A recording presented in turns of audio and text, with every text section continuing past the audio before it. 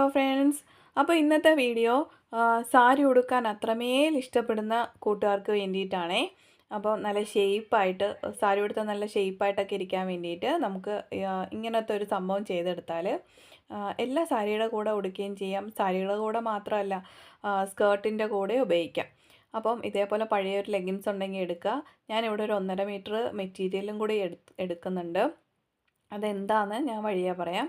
അപ്പോൾ മെറ്റീരിയൽ ഇല്ലെങ്കിൽ ഇതേപോലെ പഴയ ടോപ്പിൻ്റെയൊക്കെ ലൈനിങ്, കൂടുതലും ടോപ്പിൻ്റെയൊക്കെ ലൈനിങ് നശിക്കാതെ ഉണ്ടാവും. അപ്പം അതൊക്കെ ഒന്ന് എടുത്ത് സൂക്ഷിച്ച് വെച്ചിരുന്നാൽ ഇതേപോലെ ചെയ്തെടുക്കാൻ പറ്റും. അപ്പം ഞാൻ ഇതേ കണക്ക് സൂക്ഷിച്ച് വെച്ചിരുന്ന ഒരു സംഭവം ഞാൻ കാണിച്ചു തരുന്നതേ ഉള്ളൂ. ഇതല്ല നമ്മൾ യൂസ് ചെയ്യുന്നത്.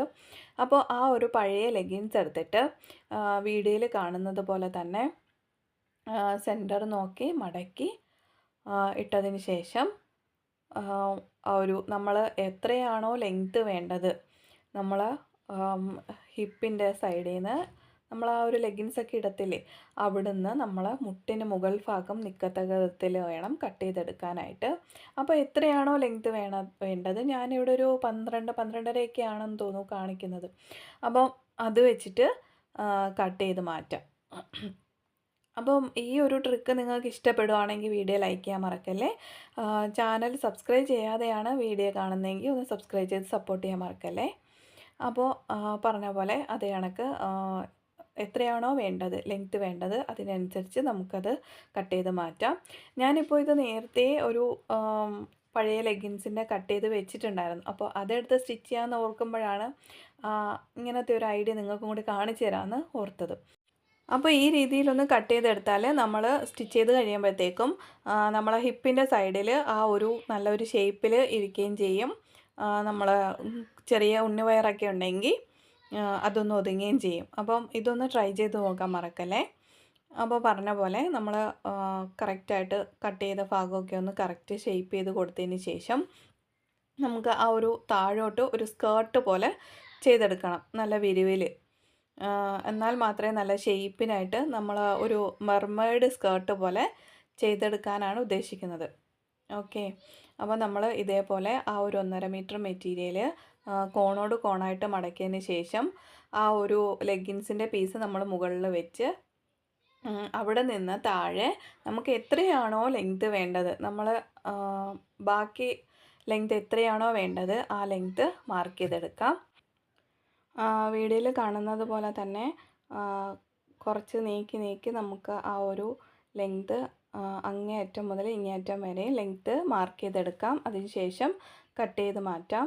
അപ്പോൾ കുറച്ചൊന്ന് അഡീഷണൽ അറ്റാച്ച് ചെയ്യേണ്ടി വരും. അപ്പം ബാലൻസ് തുണി വന്ന ആ ഒരു പീസ് വെച്ചിട്ട് നമ്മൾ ഒരു സൈഡ് അറ്റാച്ച് ചെയ്യണം. അപ്പം അത് മുകളിലോട്ട് തയ്യൽ തുമ്പ് സഹിതം മുകളിലോട്ട് കയറ്റി വെച്ചതിന് ശേഷം മുകളിൽ നിന്നും എത്രയാണോ നമ്മൾ നേരത്തെ ലെങ്ത് എടുത്തത് ആ ലെങ്ത് മാർക്ക് ചെയ്ത് ആ ഒരു ഭാഗം കട്ട് ചെയ്ത് മാറ്റാം.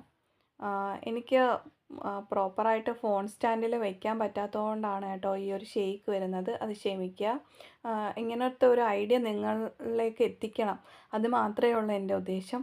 നമ്മൾ എന്ത് കാര്യമാണെങ്കിലും ഉള്ളത് കൊണ്ട് നമ്മൾ ചെയ്തെടുക്കുക എന്നുള്ളതാണ് എൻ്റെ ഒരു ഇത്. അപ്പം നിങ്ങൾക്കിത് മനസ്സിലായെന്ന് വിശ്വസിക്കുന്നു. ഇങ്ങനത്തെ ഒരു ഐഡിയ നിങ്ങൾക്ക് ഇഷ്ടപ്പെട്ടെങ്കിൽ ഉറപ്പായിട്ട് ലൈക്ക് ചെയ്യാൻ മറക്കല്ലേ.